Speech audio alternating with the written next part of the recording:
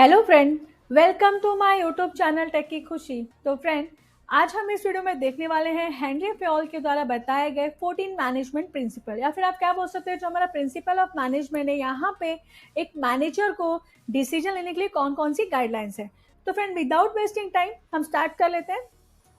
तो friend, first of all तो हम लोग यहाँ पे देखेंगे जो भी प्रिंसिपल्स ऑफ मैनेजमेंट है, जो 14 प्रिंसिपल्स हैं वो कौन कौन से हैं। तो फ्रेंड, यहाँ पे देखिए फर्स्ट प्रिंसिपल क्या है, principle of division of work. 10 principle of authority and responsibility. Third देखिए यहाँ पे क्या है, principle of discipline. Fourth principle यहाँ पे देखिए क्या है, principle of unity of command. Then principle of unity of direction.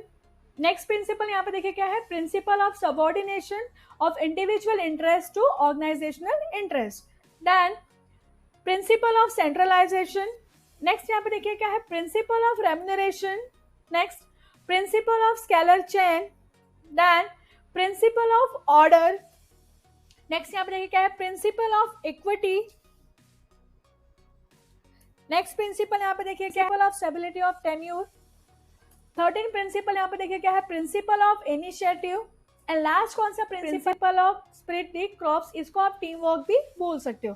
तो फ्रेंड, अब हम एक एक प्रिंसिपल को अच्छे से डिटेल में देख लेते हैं। यहाँ पे देखिए फर्स्ट प्रिंसिपल क्या है, principle of division of work. तो यहाँ पे फ्रेंड मैं आपको बता दूं, principal of division of work को आप प्रिंसिपल ऑफ स्पेशलाइजेशन भी बोल सकते हो। एंड ये स्पेशलाइजेशन आप क्यों बोलोगे वो आपको आगे समझ में आ जाएगा। तो फिर यहाँ पे according to the Henri Fayol कहते हैं कि जो आपके सारे वर्क हैं उसको आप एक ही साथ करने मत बैठो, एक ही पर्सन के ऊपर बर्डन मत डालो। तो अगर आपको वो सारे वर्क कंप्लीट करना है तो उन्होंने क्या बोला, आप उस वर्क का एक छोटा छोटा टास्क बना दो, सो दैट वो आपका थोड़ा जल्दी ही अचीव होगा। छोटे छोटे टास्क आपके जैसे कंप्लीट होते जाएंगे तो आपको बर्डन भी कम लगेगा और आपका काम भी बहुत जल्दी ही फिनिश हो जाता है।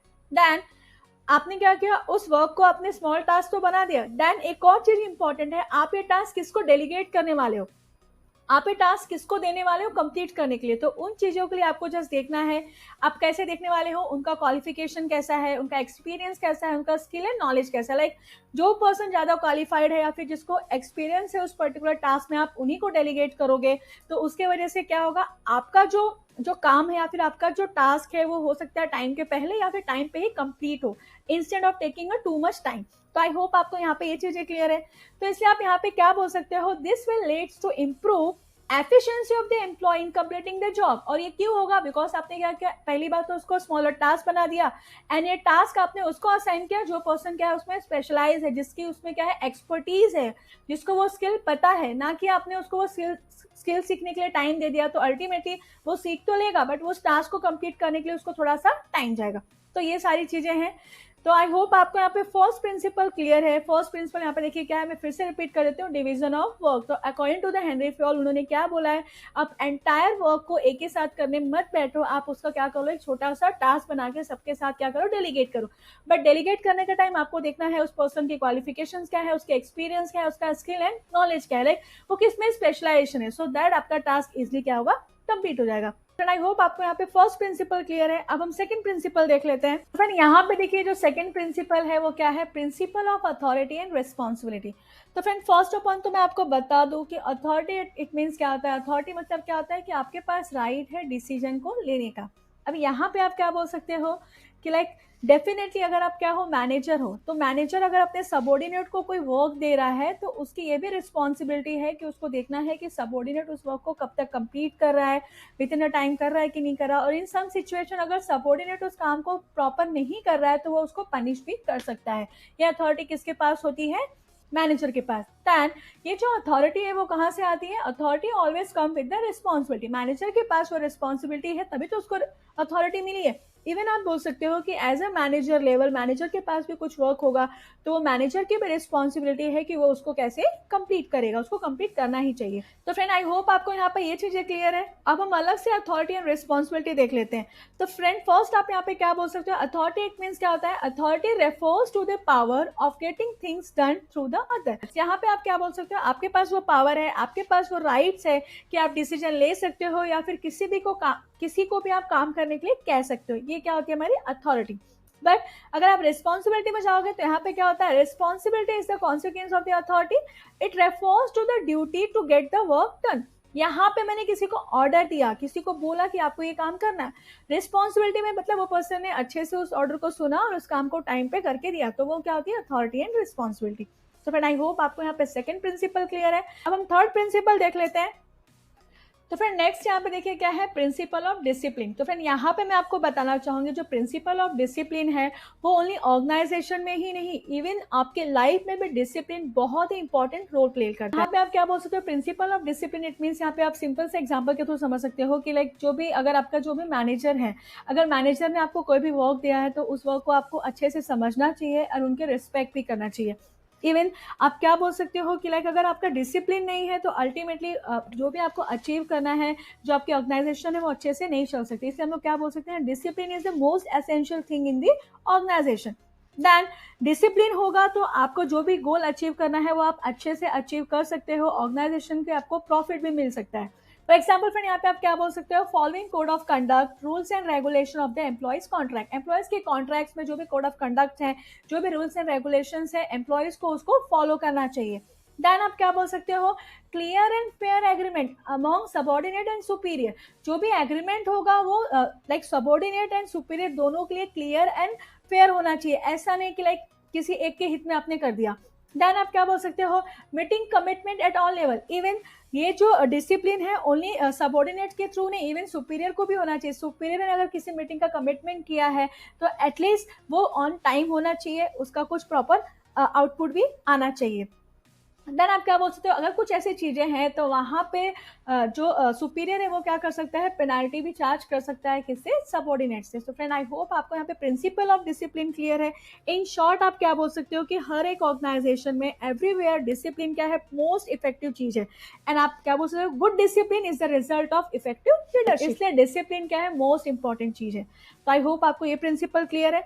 अब हम नेक्स्ट प्रिंसिपल देख लेते हैं। फ्रेंड यहाँ पे देखिए नेक्स्ट प्रिंसिपल क्या है, principles of unity of command. तो फ्रेंड यहाँ पे कमांड का मीनिंग मैं आपको बता दूं। कमांड इट मीन्स क्या होता है, ऑर्डर देना या फिर इंस्ट्रक्शन देना। अब हम इसको थोड़ा सा डिटेल में देख लेते हैं। बट यहाँ पे आप क्या बोलते हो, according to the Henri Fayol, यहाँ पे उनका क्या कहना था कि लाइक जो भी मेंबर है ना, उनको जो भी कमांड है या फिर जो भी डायरेक्शन है या फिर जो भी इंस्ट्रक्शंस है वो किसी एक सुपीरियर से ही मिलना चाहिए। ऐसा क्यों, बिकॉज हो सकता है कि एक ही एम्प्लॉय को अलग अलग सुपीरियर ने या फिर अलग अलग लोगों ने अलग अलग काम दे के रखा है, इंस्ट्रक्शन दे के रखा है कि आपको ये काम करना है। तो इन सम सिचुएशन जो वहाँ पे सबॉर्डिनेट है ना, वो कंफ्यूज हो जाएगा कि किसके काम को मैं पहले करूँ और किसके काम को मैं बाद में करूँ। तो इसलिए वो कंफ्यूजन को सॉल्व करने के लिए according to the Henri Fayol, उनके हिसाब से each member of organization should receive order from only one superior, so that आपका काम भी अच्छे से हो जाएगा एंड लोगों के बीच में कंफ्यूजन नहीं होगा, कॉन्फ्लिक्ट नहीं होगा। तो आई होप आपको यहाँ पे ये चीजें क्लियर है। अब हम नेक्स्ट प्रिंसिपल देख लेते हैं। यहाँ पे देखिए नेक्स्ट प्रिंसिपल क्या है, principle of unity of direction. तो फ्रेंड जिस तरह से कमांड नेसेसरी है, सेम हियर डायरेक्शन भी मोस्ट इंपॉर्टेंट चीज है आपके ऑब्जेक्टिव को फुलफिल करने के लिए या फिर अचीव करने के लिए। तो फिर यहाँ पे जिस तरह से मैंने बताया था कि कमांड में हमको एक ही पर्सन से कमांड मिलेगा तो हम कंफ्यूज नहीं होंगे, सेम ईयर डायरेक्शन दिखाने वाला भी हमको एक ही पर्सन होना चाहिए। अलग अलग पर्सन अगर अलग अलग डायरेक्शन दिखा रहा है तो अगेन हम क्या हो जाएंगे, कंफ्यूज हो जाएंगे एंड हमारा जो कॉमन गोल है वो क्या होगा, फुलफिल नहीं होगा या फिर हम उसको अचीव नहीं कर पाएंगे। तो इसलिए आप यहाँ पे सिंपल से क्या बोल सकते हो, there should be one head and one plan in every organization. हर एक ऑर्गेनाइजेशन में एक ही हेड होना चाहिए एंड एक ही क्या होना चाहिए, प्लान होना चाहिए, so that each group in the organization should have the same objective and group should be directed by one manager using the single plan। अगर एक ही मैनेजर है एंड उसका प्लान भी क्या होगा, सिंगल एक ही प्लान है, तो अल्टीमेटली हम उसको क्या कर सकते हैं, इजिली अपने जो हमारा गोल है उसको आप अच्छे से अचीव कर सकते हो। बिकॉज अगर डायरेक्शन अलग अलग पर्सन ने दिया तो अगेन हम कंफ्यूज हो जाएंगे कौन से डायरेक्शन में जाए और एंड इस वजह से क्या होगा कि हमारा जो गोल है, हमारा जो मेन मोटिव है वो क्या होगा, फुलफिल नहीं हो पाएगा, सक्सीड नहीं होता है। तो इसलिए यूनिटी ऑफ डायरेक्शन में क्या है, मोस्ट इंपॉर्टेंट चीज है। तो फिर अब हम नेक्स्ट प्रिंसिपल देख लेते हैं। नेक्स्ट प्रिंसिपल यहाँ पे देखिए क्या है, principle of subordination of individual interest to organization interest. तो फ्रेंड यहाँ पे आप क्या बोल सकते हो, सिंपल सा हमको इंडिविजुअल इंटरेस्ट पे फोकस ना करके हमको ऑर्गेनाइजेशन इंटरेस्ट पे फोकस करना है। बिकॉज हो सकता है कि हर एक पर्सन का इंटरेस्ट क्या हो, डिफरेंट हो, अलग अलग होगा, किसी हर एक का तो सेम होगा नहीं, तो उसके वजह से क्या हो सकता है, कॉन्फ्लिक्ट आ सकते हैं या फिर क्लैशेस भी आ सकते हैं। तो इसलिए हमको क्या करना है, ऑर्गेनाइजेशनल इंटरेस्ट पे फोकस करना है instead of focusing the individual interest. Even आप क्या बोल सकते हो, जो मैनेजर है कोई भी डिसीजन लेने के पहले वो खुद का पर्सनल इंटरेस्ट ना देख के उसको किसका इंटरेस्ट देखना चाहिए, ऑर्गेनाइजेशन का इंटरेस्ट देखना चाहिए, तभी वो प्लान क्या होगा, सक्सेस होगा एंड वो उस ऑब्जेक्टिव को इजिली अचीव कर पाएगा। फॉर एग्जाम्पल सपोज कोई कोई एक क्रिकेट खेलने वाली कोई एक टीम है, तो उस एंटायर टीम का मेन मोटिव क्या होगा, उस मैच को जीतना। अगर आप एक एक प्लेयर से पूछोगे तो हो सकता है कि सबका अलग अलग इंटरेस्ट हो, सबका अलग अलग कुछ मेन मोटिव हो, बट यहाँ पे क्या करना है कि हमको एंटायर ग्रुप का क्या करना है, वहाँ पे इंटरेस्ट देखना है, सो दैट हमारा जो मेन मोटिव है वो क्या हो जाएगा, फुलफिल हो जाएगा एंड कोई भी कॉन्फ्लिक्ट या फिर क्लैशेस नहीं आएंगे। तो फ्रेंड आई होप आपको ये प्रिंसिपल्स भी क्लियर है। अब हम नेक्स्ट प्रिंसिपल देख लेते हैं। तो यहाँ पे देखिए नेक्स्ट प्रिंसिपल क्या है, प्रिंसिपल ऑफ सेंट्रलाइजेशन। तो यहाँ पे जो प्रिंसिपल ऑफ सेंट्रलाइजेशन यहाँ पे मैं आपको बता दूं, फर्स्ट अपॉन सेंट्रलाइजेशन मतलब क्या होगा, जो आपका कॉन्सेंट्रेशन ऑफ अथॉरिटी एंड जो पावर है वो किसके पास जाएगा, फ्यू हैंड बोल सकते हो या फिर टॉप लेवल के पास यहाँ पे पावर एंड अथॉरिटी दी जाती है। बट जबकि आप डिसेंट्रलाइजेशन का बात करोगे, इट मीन्स क्या होता है कि यहाँ पे जो पावर ऑफ अथॉरिटी है वो किसको दी जाती है, एवरी लेवल ऑफ मैनेजमेंट को दी जाती है। एंड इवन फ्रेंड मैं आपको बता दूं, जो यहाँ पे सेंट्रलाइजेशन है वो कहाँ पे मतलब हम लोग उसको यूज करने वाले हैं, स्मॉल ऑर्गेनाइजेशन में हमेशा आप सेंट्रलाइजेशन प्रेफर कर सकते हो, बट लार्ज ऑर्गेनाइजेशन में आपको हमेशा डिसेंट्रलाइज ही प्रेफर करना होगा। बिकॉज लार्ज ऑर्गेनाइजेशन में क्या होता है, मेंबर्स ज्यादा होते हैं, इंटरमीडिएट्स ज्यादा आते हैं, तो कॉन्फ्लिक्ट भी हो जाएगा, किसका आप ऑबे करोगे वो भी चीजें वहाँ पे क्लियर नहीं होती है। इसलिए हमेशा लार्ज ऑर्गेनाइजेशन में डिसेंट्रलाइजेशन ही प्रेफर किया जाता है या फिर अडॉप्ट किया जाता है, जबकि स्मॉल ऑर्गेनाइजेशन में सेंट्रलाइजेशन ही किया जाता है, यूज किया जाता है। तो आई होप आपको ये प्रिंसिपल्स भी क्लियर है। अब हम नेक्स्ट प्रिंसिपल देख लेते हैं। तो फिर नेक्स्ट एंड इंपॉर्टेंट प्रिंसिपल यहाँ पे देखिए क्या है, principle of remuneration. Remuneration it means आप बोल सकते हो सैलरी या फिर वेजेस, जो भी आप अपने एम्प्लॉइज को दे रहे हो वो चीजें हैं। तो फिर यहाँ पे मैं आपको बता दूं, जो भी आप सैलरी या फिर जो भी रेम्यूनरेशन आप अपने एम्प्लॉइज को देने वाले हो वो फेयरली होना चाहिए, आप किसी के साथ डिस्क्रिमिनेट नहीं करना चाहिए। बिकॉज अगर एम्प्लॉयज अपने सैलरी से सेटिस्फाई नहीं है तो अल्टीमेटली उसका इफेक्ट आपको उसके आउटपुट में दिखेगा, उसका जो प्रोडक्शन है या फिर जो भी एफिशिएंसी लेवल है वो प्रॉपर काम नहीं करेगा, वहाँ पे आउटपुट भी बहुत कम देगा। बट अगर वो हैप्पी है, वो सेटिस्फाई है उसके रेम्यूनरेशन या फिर सैलरी से, तो डेफिनेटली आप देखोगे प्रोडक्टिविटी में भी उसका इफेक्ट होता है। एंड फ्रेंड ये जो भी सैलरी या फिर जो भी वेजेस आपको फिक्स करना होता है वो आप किसके बेस पे फिक्स करोगे, उनका स्किल आप देखोगे, उनके एक्सपर्टाइज देखोगे, उनका नॉलेज देखोगे, टेन्यूर देखोगे, कॉस्ट ऑफ लिविंग देखोगे, मार्केट ट्रेंड देखोगे, प्रॉफिटेबिलिटी ऑफ ऑर्गेनाइजेशन, ये सारी चीजों को देख के आप क्या करोगे, उनके रेम्यूनरेशन को फिक्स करोगे। समवेयर ऐसा इंपॉर्टेंट नहीं है कि आप जस्ट ये सब चीजों से ही उनको आप हैप्पी रख सकते हो, समवेयर आप उनको थैंक यू बोल के भी उनको अप्रिशिएट कर सकते हो। तो इस तरह से एम्प्लॉयज को आपको क्या करना है, प्रॉपर रेम्यूनरेशन देना है या फिर फेयर रेम्यूनरेशन देना है, सो दैट आपकी प्रोडक्शन कैपेसिटी या फिर जो भी आउटपुट होगा उसको आपको अच्छा रिजल्ट मिले। तो आई होप आपको ये प्रिंसिपल्स भी क्लियर है।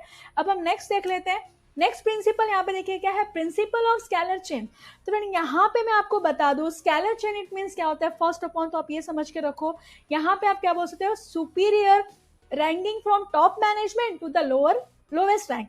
यहाँ पे हम क्या करते हैं, एक रैंकिंग देते हैं, लाइक जो ए वाला है ये क्या है, टॉप लेवल है, जो डी वाला है वो क्या बोल सकते हो कि लोअर रैंक का है। मतलब यहाँ पे आप बोल सकते हो कि जो ए पर्सन है पहले वो किसको ऑर्डर देगा, बी को, बी किसको देगा, सी को, सी किसको देगा, डी को देगा। इस तरह से वो चीजें वहां पे चलती आती है। इट मींस ए क्या है, टॉप लेवल अथॉरिटी है एंड डी क्या है, लोअर रैंक का है। तो आई होप आपको यहाँ पे स्केलर जो चेन है वो तो समझ में आ रहा है कैसे वर्क करता है। देन आप यहाँ पे क्या बोल सकते हो कि इस प्रिंसिपल में हमको फोकस करना है कि जो भी हमारा कम्युनिकेशन होगा, जो भी आप ऑर्डर दे रहे हो या फिर जो भी कमांड दे रहे हो, वो एक स्पेसिफिक एक प्रॉपर चेन के बेस पे ही जाना चाहिए। लाइक ए पर्सन बी को कमांड देगा, बी वाला सी को देगा, देन सी वाला डी को देगा और डी वाला उसको क्या करेगा, कंप्लीट करेगा, इस तरह से जाएगा। तो सम हाउ सिचुएशन में ये कमांड यहाँ से यहाँ तक आने में क्या हो जाता है, टाइम भी ले लेता है, टाइम कंज्यूमिंग भी बहुत होता है। तो ये सारी चीजों को अवॉइड करने के लिए, लॉन्गर चेन को अवॉइड करने के लिए आप स्पीडी डिसीजन भी ले सकते हो, या फिर आप बोल सकते हो कि cross communication and direct communication भी क्या होता है, अलाउड होता है, जिसको हम लोग क्या बोलते हैं, गैंग प्लैंक बोलते हैं। बट ये गैंग प्लैंक के लिए भी आपको टॉप लेवल के अथॉरिटी से परमिशन लेना पड़ता है एंड डायरेक्टली आप कम्युनिकेट कर सकते हो। यहाँ पे गैंग प्लैंक में आप क्या बोल सकते हो कि लाइक सेम लेवल वाले हैं ना, डी वाला जी से भी कम्युनिकेट कर सकता है, जी वाला डी से भी कम्युनिकेट करके क्विक डिसीजन ले सकता है, सो दैट उसको किसी भी चीज के लिए इतना ज्यादा वेट करना ना पड़े, कुछ इमरजेंसी सिचुएशन आ जाए तो वो सेम लेवल के अथॉरिटी से बात करके उस चीजों को इजिली सॉल्व कर सकता है। तो फिर आई होप आपको यहाँ पे प्रिंसिपल ऑफ स्केलर चेन भी क्लियर है। अब हम नेक्स्ट प्रिंसिपल देख लेते हैं। तो फिर नेक्स्ट प्रिंसिपल देखिए यहाँ पे क्या है, प्रिंसिपल ऑफ ऑर्डर। यहाँ पे आप क्या बोल सकते हो, under the principal of order, for example अगर आप किसी एम्प्लॉय या फिर सबऑर्डिनेट को कोई वर्क या फिर कोई टास्क असाइन कर रहे हो, तो असाइन करने के पहले तो हम देखते हैं ना उसकी स्पेशलिटी क्या है, उसका स्किल क्या है, उसका एक्सपीरियंस कितना है, उस बेस से आप देते हो, सो दैट आपका जो वर्क है, जो टास्क है, वो बहुत जल्दी कंप्लीट हो जाए और अच्छे वे में कंप्लीट हो। तो same year principle of order में आप क्या बोलोगे, there must be right man, जो पर्सन है वो राइट होना चाहिए, उसको प्रॉपर डिग्निटी आप दोगे और राइट प्लेस पे रखोगे, सो दैट आपका जो भी काम है वो अच्छे से होगा। इवन आप क्या बोल सकते हो, जो भी ह्यूमन रिसोर्सेस है एंड जो भी मटेरियल है, अगर वो राइट प्लेस पे है, राइट टाइम पे है, तो उसको आप प्रॉपर यूटिलाइज कर सकते हो। जो पर्सन का स्किल जिसमें है, उसका एक्सपर्टीज जिसमें है, उसको अगर आपने उसी लेवल का उसको काम दिया, तो अल्टीमेटली आपको आउटपुट भी क्या मिलेगा, अच्छा मिलेगा। तो फ्रेंड आई होप आपको यहाँ पे प्रिंसिपल्स ऑफ ऑर्डर क्लियर है। अब हम नेक्स्ट प्रिंसिपल देख लेते हैं। यहाँ पे देखिए नेक्स्ट प्रिंसिपल क्या है, प्रिंसिपल ऑफ इक्विटी। तो प्रिंसिपल ऑफ इक्विटी में सिंपल सा आप क्या बोल सकते हो, जो मैनेजमेंट है या फिर जो भी मैनेजर है, वो फेयर या फिर इक्वल ट्रीटमेंट करना चाहिए, किसके साथ, उसके सारे एम्प्लॉयज के साथ या फिर सबऑर्डिनेट के साथ सेम ट्रीटमेंट करना चाहिए। ऐसा नहीं कि किसी के साथ ज्यादा फ्रेंडली हो गया तो किसी के साथ बहुत ही ज्यादा रूड हो गया, इस तरह से वो चीजें नहीं करना चाहिए। इवन आप बोल सकते हो कि जब वो कोई भी वर्क अलॉट कर रहा है, कोई भी टास्क अलॉट कर रहा है, या फिर कोई अथॉरिटी दे रहा है, या फिर किसी का भी कुछ मॉनेटरी टर्म्स हो सकता है, या फिर बोल सकते हो कि कोई सैलरी या फिर वेजेस डिसाइड कर रहा है, तो वहां पे उसको किसी के भी बीच में कोई भी डिस्क्रिमिनेशन नहीं रखना चाहिए।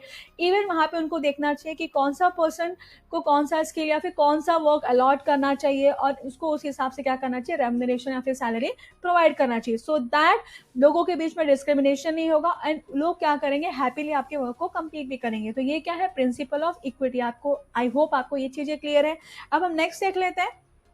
नेक्स्ट यहाँ पे देखिए क्या है, principle of stability of tenure, जो कि मोस्ट इंपॉर्टेंट चीज है। तो यहाँ पे मैं आपको बताना चाहूंगी, सपोज कोई भी मैनेजमेंट अगर किसी को हायर कर रहा है, तो वहां पे उनको एम्प्लॉयज को एश्योरेंस देना चाहिए जॉब सिक्योरिटी की, लाइक वो बीच में उनको टर्मिनेट नहीं करेगा, कहीं और उनको ट्रांसफर नहीं करेगा। ये सब चीजें देने से जो वहाँ का एम्प्लॉयज है वो भी ऑर्गेनाइजेशन में अपने आप को हैप्पीली फील करता है एंड वो जो भी काम है वो काफी अच्छे से करेगा।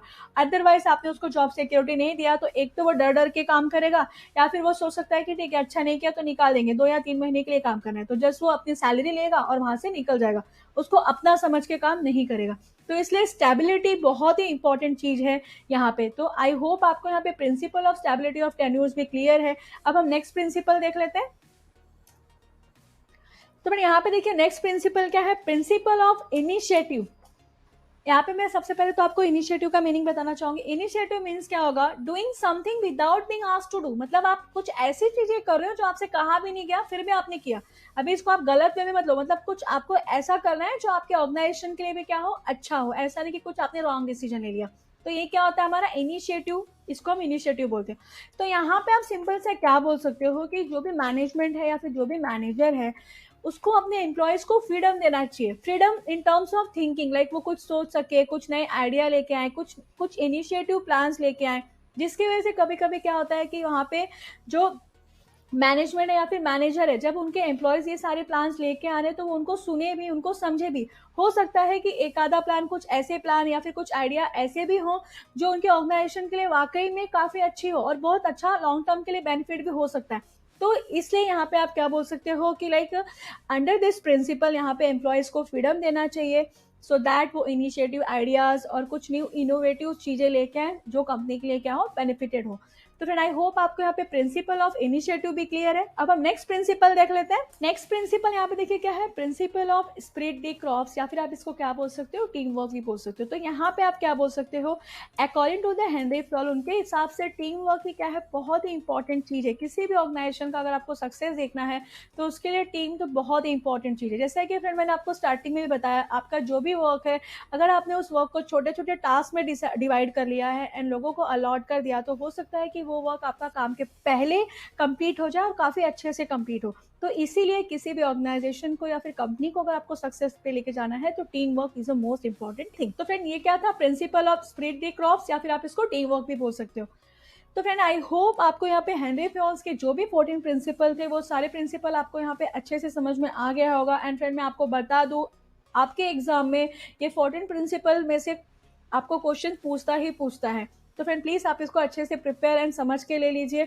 एंड फ्रेंड अगर आपको इस टॉपिक के रिलेटेड अगर आपको नोट्स चाहिए तो फ्रेंड उसके लिए आप मुझे मेरे मीडियम पे फॉलो कर सकते हैं। मैं अपने मीडियम का लिंक आपको अपने नीचे डिस्क्रिप्शन बॉक्स में दे दूंगी। एंड फ्रेंड अगर आपको और भी डिटेल में डिस्कशन करना है तो फ्रेंड फॉर दैट आप मेरे टेलीग्राम चैनल को ज्वाइन कर सकते हैं, उसका भी लिंक मैं आपको अपने नीचे डिस्क्रिप्शन बॉक्स में दे दूंगी। तो फ्रेंड आज के लिए इतना ही, मिलते हैं हम अपने नेक्स्ट वीडियो में। And friend at the end मैं आपसे रिक्वेस्ट करूंगी, अगर आपको मेरा आज का वीडियो अच्छा लगा तो फ्रेंड प्लीज आप मेरे इस वीडियो को लाइक एंड मेरे चैनल को सब्सक्राइब जरूर करिए। And friend don't forget to hit the bell icon so that आपको मेरे लेटेस्ट वीडियो का नोटिफिकेशन मिलता रहे। Thank you friend.